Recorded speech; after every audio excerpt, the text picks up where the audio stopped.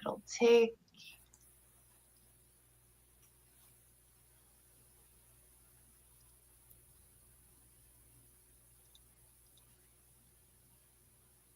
All right, cool. Excellent.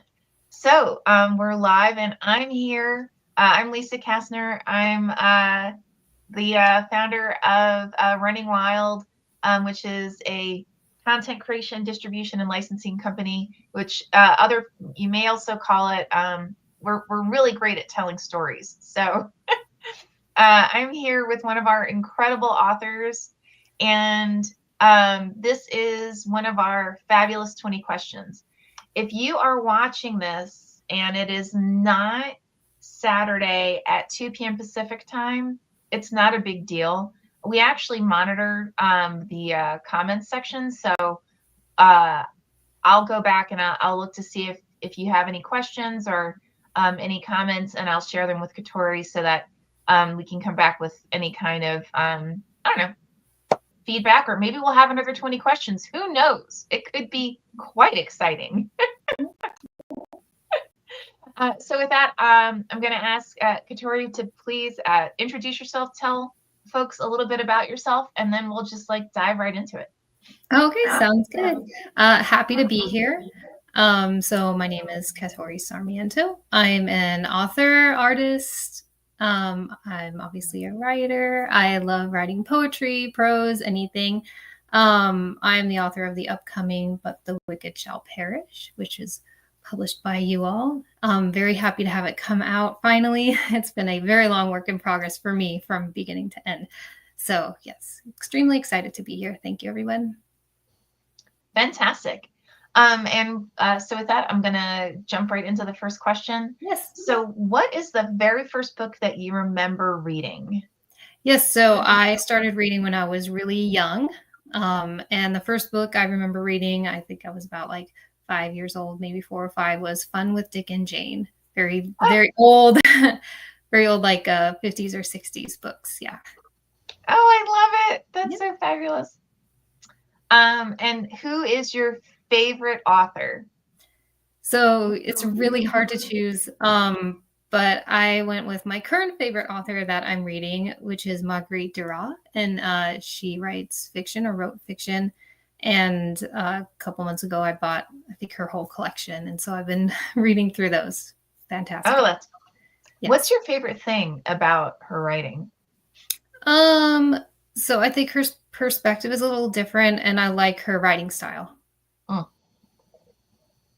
Very cool. And who do you feel has influenced your writing?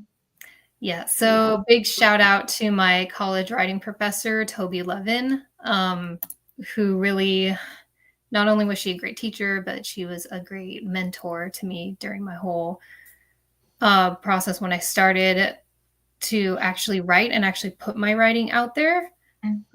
So yeah, she's fantastic, and I hope she sees this. The other person who really influenced my writing is an author who lives in Japan. His name is Goro Takano. He also writes poetry, I believe, too. So his perspective in his writing really influenced me and had me look at writing in a different sort of way, especially being there and doing writing classes with him and following his work now. It's been absolutely fantastic. And of course, my parents. My parents always supported me when I was, even when I was really little, trying to figure out how to spell and how to write my ABCs. So, yeah. Fantastic. And so which books made the biggest impact on you? Yep. So it's going to be a little bit of a longer list. So I got to start with Fahrenheit 451. Oh, wow. Memoirs of a Geisha was a big one. A big one that influenced me with how to structure writing, or how to structure a novel. The Bread Givers, The Sun Also Rises, which I ended up reading 5 times during my bachelor's degree. The Lover, Dune, The Handmaid's Tale, and I would say Possessing the Secret of Joy. Oh my gosh, I love it. Yes. Now, if you could only read one book for the rest of your life, what would it be? So I can't even think of just one book. My go-to answer for this is typically the complete works of William Shakespeare. Oh, wow. Okay. If I had to pick one. If you have to pick one. Okay. Yeah. That's a little bit of a cheat because it's the complete works. Yes, I realize that. But it's technically one book. It's technically one big book. Yeah, technically. Now, what do you reread all the time? And it doesn't have to be a novel. It could be whatever. Yeah. So at least once a year, I typically reread Outlander by Diana Gabaldon. Yeah. That's the one that kind of it's like my summer reading book. Oh, cool. Okay. And what book would you save in a book burning? So this one was pretty hard for me to pick just one, but I went with Mouse.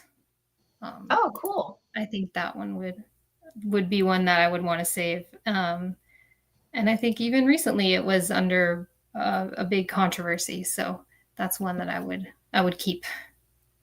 Excellent. And what inspired you to write this book?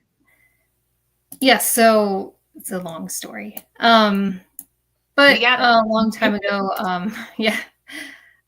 So I am a military spouse, which means I get to go all over the place with my husband. One of those places was Italy. So we lived there for about 4 years. And while I was in Italy, I had this very vivid dream about this dead woman who came back to life by going through like this kind of veiled mirror so that she can come back and find the person who killed her. So when I started writing that, I also was really inspired by the artwork by E.M. Lillian and the story by Edgar Allan Poe, The Assignation of Venice. So while I was writing it, I would either read the story or I would look at the art from that. So that was a big impact on the book. And of course, living in Italy at the time, I would go to Venice almost every weekend and just experience how things are in Venice, kind of absorb everything, write everything down. I also traveled to kind of the Jewish areas there for like the history. But that was over, 10 years ago. So that's when I was first inspired to write the book. That was that initial spark. And then after a while, I just couldn't, I guess I got major writer's block, or I just couldn't make some things fit. So I kind of put it away and wrote a bunch of other stuff. Then 2020 comes around and pandemic. So, I decided, well, let me look at this old Word file I have that I started writing years ago. Maybe I can do something with it. So I pulled it up and I just started writing in 2020, and then it became the book, and I finished it, and here we are. Fabulous. Very cool. And we're thrilled to have you here. So yes, thank you. We're very excited. And who did you allow to read the book while you were writing it? Yes, so I did have a writing partner. So this would have been around 2020 when I started picking it up again seriously to actually start a working draft. So I had a writing partner, and her name is Rivka Begun, and she was also writing a book at the time. So we kind of swap chapters back and forth. So she was definitely the primary reader, also a writer who gave me the best, most honest feedback on everything. Cool. So she was the biggest one, and I also sent it out to some beta readers to just get some feedback, but definitely Rivka she is the best influence. I love it. Okay, now, if you were at a dinner party and there were 4 seats, what, I usually say authors, but really anybody, like, who would you invite to the table? Yeah. So this was a really hard one to think about. But I think I'd have to have Ernest Hemingway there. Sabina Spielman, who wrote many papers and research on psychology. Alice Walker would be one, and just for a little bit of humor, I think I'd like John Oliver there. Oh, could definitely break the ice with everyone. Very cool. Wow, that's a great list. Thank you. And so what is your drug of choice? We all have one. So. Oh yeah. Oh, mine is always going to be coffee related. So mine is definitely that iced caramel macchiato. So I know if I'm having a tough day or if I need a little like inspiration, that's my drink, the iced caramel macchiato. Lots of caffeine, lots of sugar. It's fantastic. Wow. Cool. And what book is like your guilty pleasure? Yeah, so I mentioned it already. It's the same answer, but it's Outlander. Cool. Yep. Okay. And like, so, and what gets you into it? Like, what attracted you to that story? Yeah, that's a great question. Like the characters, the structure of the book is interesting because it kind of has like multiple climaxes, I guess, to the plot. So when you think maybe one story arc would typically be finished, another one kind of begins. So I like that it's a continuous story. It feels, even though it's fiction and you have time travel and everything in it, but the characters feel real and the story feels real. So I always get sucked into that book. Oh. And yeah. And the TV series as well. Of course. As it should be. Yes. What movie or show is your guilty pleasure? Yeah. So 90 Day Fiancé is the one that I'll watch.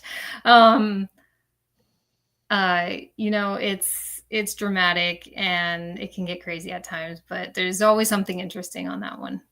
Okay. All right, now I'll have to check it out. I've heard about it. I have not seen. I know I've got problems, right? No, it's fascinating. I mean, yeah. All right. So, all right. Now I know what's on my list. Thank you. Now, do you read with music or without? And why? And why?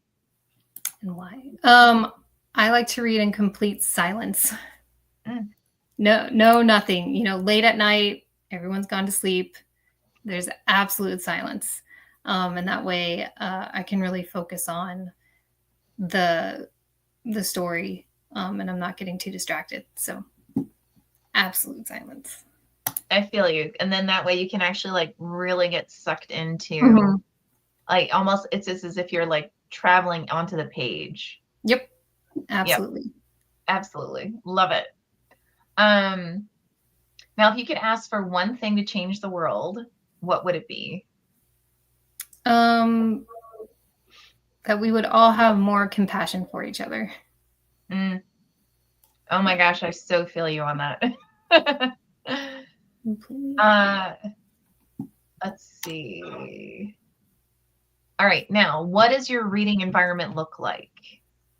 Yeah, so I touched on that a little bit earlier, but in my bed, after everyone in my house goes to sleep, I'll have maybe my electric fireplace on, and I'll have like all my blankets and everything, and completely comfortable. And what does your writing environment look like? Oh, my writing environment is completely opposite. you know, I'm actually in the cleaner part. I got stuff everywhere. I got stuff tacked onto my board back here, pictures, stuff that inspires me. I've got stuff all over my desk. I have a very crowded drawer with things. So if I need some inspiration or I had written something down on my notes, it's right there. So completely opposite to my reading environment. Oh, I love it. Let's see. All right. Do you prefer paper, ebook, or audio? Or like some combination? I prefer paper when I can. I prefer like an actual book that I can hold. But I use anything. Anything I have. I'll listen to audiobook, I'll read the ebook, I'll pull up a PDF on my phone if that's what I have there. I love it. Now do you write in the books that you get, or is it like sacrilege to touch it?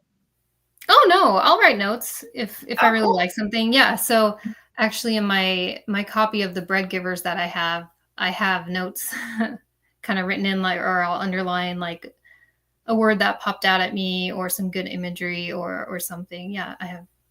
Yeah. No problems with writing on my books. Cuz it's like coming back to it years later, then it's like a little special note to myself too. Oh, I love that. That's a fabulous idea. Okay, now who would you cast as your main characters and why? So this is a hard one too, because I think to make sure everything would be authentic, I would want to have like Jewish, Italian, or if I'm going to be even more authentic, like Venetian actors who would play the parts. I think authenticity is important. But if that's not possible, there's a great actress. Her name is Swell Ariel Orr. She was in the Beauty Queen of Jerusalem. I think she could play the main character.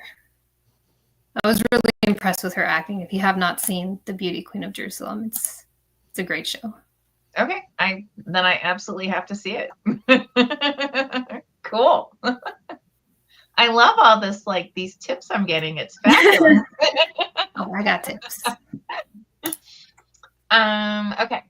If you could meet anyone, who would you meet and what would you ask them? Oh, what would I ask them to? Okay, so for this one, I would like to meet the thief that stole Ernest Hemingway's suitcase in 1922. And I would like to ask them where they put the original copies of his early manuscripts. Ooh. Because I don't know if you know about this. It's a big mystery, but in 1922, Ernest Hemingway's suitcase was stolen, and that it contained like all his early works, and no one has ever found it. Wow. Yes, I did know about that. Yeah. Huh. Oh my God, I've never heard that answer before. That's a great answer. Yes, I would love to know. I would love to see his early stuff. He had to rewrite everything. Yeah. Okay. All right. That is very cool. Okay. Describe yourself in 5 words. This is hard because I'm great at talking about my projects and other people, but I'm terrible at talking about myself. Me too. Like, whenever someone asks, like, how are you doing? I'm like, because no one ever asks me that. Yeah, I would say creative, of course. Analytical, persistent, determined, and caring. I think you have to be persistent when you're a writer because, it takes 5, 7, 10 drafts before you get something that is really in a workable condition. So you definitely need that. Yeah. Oh, I feel that. That's a at least for me. I need like 5 to 10 drafts. I think that's true. I mean, as we continue to grow in our writing. I mean, it takes less time, but it's more like you prep more beforehand, if that makes sense. Yeah. So, describe your life in 5 words. Adventurous. I've been kind of all over the world. Unpredictable. Frenetic. Uncertain, I would say. Yeah, frenetic, definitely. Uncertain, and I would say tumultuous. A lot of stuff happens in my life. Good things, but something always pops up. I'm an older like millennial, so there's always something. There's always something we live through. Yeah. That's okay. I get that. Okay. That makes sense. What was your last guilty pleasure? It could be anything: food, activity, whatever. Yep. So it's coffee related. So there is there's a little coffee shop here where I live in Idaho. And they serve this fantastic Java chip frappe that's absolutely loaded with whipped cream and chocolate chips and chocolate drizzle and all this stuff. So that's my one where I'm like, today I deserve something a little bit more. So I'll go and I'll order that. Oh, that's fabulous. Now we have a couple of coffee shops nearby. Now I feel like I'm going to have to, after this, I'm going to have to go and see if they have any like autumn specials. Oh yeah. Okay. Now this one's a really fun one because it's really hard. So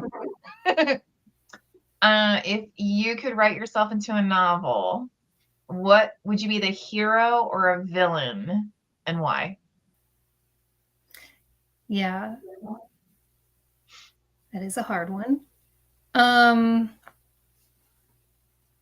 I would lean towards being the hero because typically the hero goes through their adventure and then they have a good ending. Yeah. So I would like to be the hero. Okay. As you should. Is there anybody that you dream you could work with, and why? Yes. So I'm a big, huge fan of Lady Gaga. Love Lady Gaga. I've been to her concerts. I have all of her stuff. And I would love to work with her on any kind of project, even if I'm like a cameo in a music video. Or she could be a cameo in like, one of my movies if I ever get a movie. How fabulous would that be? Like if could you imagine like if The Wicked Shall Perish became like a movie and you got Lady Gaga to be like, well, minimum throw up. At least a supporting character, right? Yeah. Like yeah, that would be very cool. Okay. 2 truths, 1 lie. Okay. I have a cat. I collect Margaret Keane art. And I've been stung by a jellyfish. Oh, wow. Those are good. Now you have to try to guess which one's 2 truths and a lie. Put it in the comments. Stick it in the comments. You don't have a cat? Are we playing now? Yeah. I do not have a cat. Yes! I do not have a cat. Have you ever had, because being a military spouse, isn't it hard to have pets, or no? It's a little bit of a hurdle because you do have to move around and it's a logistics thing. We've always had pets. Even going overseas, you can bring them. It's just more paperwork and it's just a little bit more of a hassle, but it's worth it. They're your pets. You got to bring them with you. Yeah. Very cool. I wasn't sure. I mean, I've had friends, or I have friends who have been military spouses, and I didn't know how, like, logistically how difficult it was. So, but it sounds like it's worth it. So, Oh yeah, for me, I'll always bring them with me. All right, cool. Is there anything else that you would like to share? Yes. So I will share that I have OCD. So I think that brings on a different perspective to my writing style and to my writing in general. This gets back to my why do I need multiple drafts? Because I have OCD. So I got to look through everything. So yeah, definitely want to share that with everybody and support anybody else who's on any kind of neurodiverse spectrum. Thank you for sharing that. That was brave. You're welcome. What animal would you run wild with? A fox. I love foxes. Yeah. Fun fact about me. My husband and I he was stationed in Japan. So we lived in Japan for a while and we visited the fox village in Japan. So, which is kind of like a sanctuary for foxes. Mm-hmm. So you can visit there, you can feed the foxes, you can walk around with them. It was one of my top experiences. So foxes, definitely. Oh, wow. That's amazing. Yes. That's fabulous. When was the last time that you ran wild and what did you do? So I mentioned Japan before. We used to live there. So last year I visited again and I brought my daughter with me. So when we were there visiting Japan, I hiked up this mountain. It's called Mount Mitake with my daughter and my mother and with some friends. And what made it wild for me was that while we were going down, my daughter decided that she was too tired to walk. So I carried her the whole way down the mountain, which I think was kind of wild for me to do, but I did it. Wow, that's a lot. Yeah. It was worth it. It was worth it, though. Okay, excellent. What is currently on your playlist? Yep. So I have like a YouTube playlist for when I write, especially. It's my special one. So I have Lady Gaga on there. I have Nina Simone, Miley Cyrus, Metallica. One of my favorites is the Fallout 4 Diamond City radio playlist from Fallout 4, the video game. Oh, wow. Cool. Yeah. That's usually what I have on there. Hey, after this, would you like share it with me? Because it sounds like we have the same taste.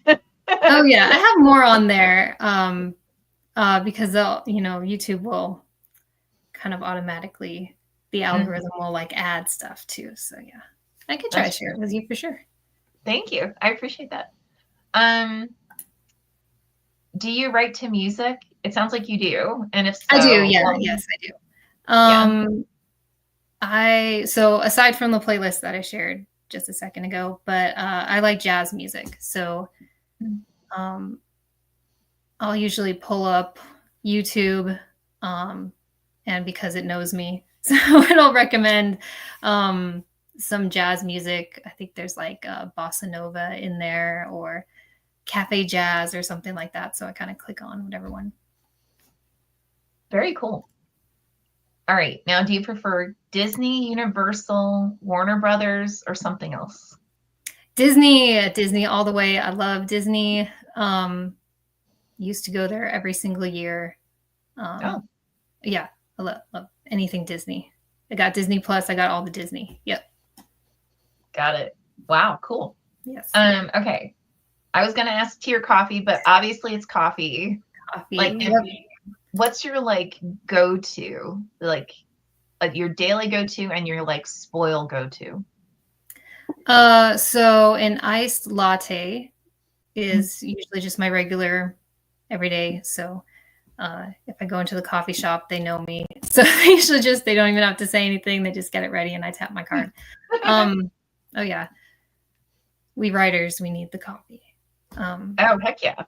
And then my spoiled one, I talked about the Java chip. But I do like the seasonal coffees too, especially a good pumpkin spice latte. Oh, heck yeah. Yeah. Yeah, totally. Mm. Appetizer or dessert? Dessert. Oh, Yes. and what's your fave? I'll currently go with Cheesecake Factory's pumpkin cheesecake. Oh my goodness. Yes. Wow, that's decadent. Not a Okay. sponsor. just really like their cheesecake. Chocolate, vanilla. Chocolate. Awesome. And is there anything else that you'd like to share with our folks? Thank you for listening. Thank you for supporting me or reading my book. Please read my book. I want everybody to read it. I want everyone to read my stories. So yeah, that's it. Thanks for being here. And thank you so much for joining us. And come back later. Well, Thursday we'll be back with another Ask Us Anything, and keep on checking us out to find more and more absolutely incredible authors. Ciao.